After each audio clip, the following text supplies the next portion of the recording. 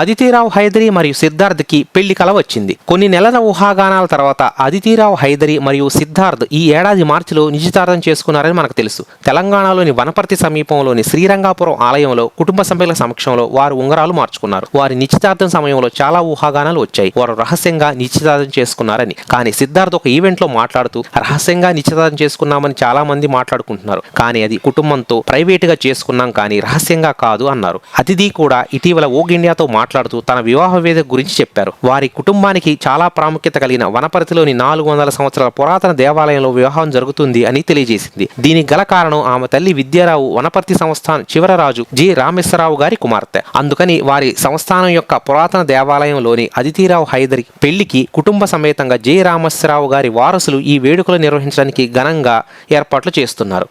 వీరి నిశ్చితార్థం కూడా ఇదే దేవాలయంలో జరిగింది. ఇప్పుడు పెళ్లి ఏర్పాట్లు చేస్తున్నారు.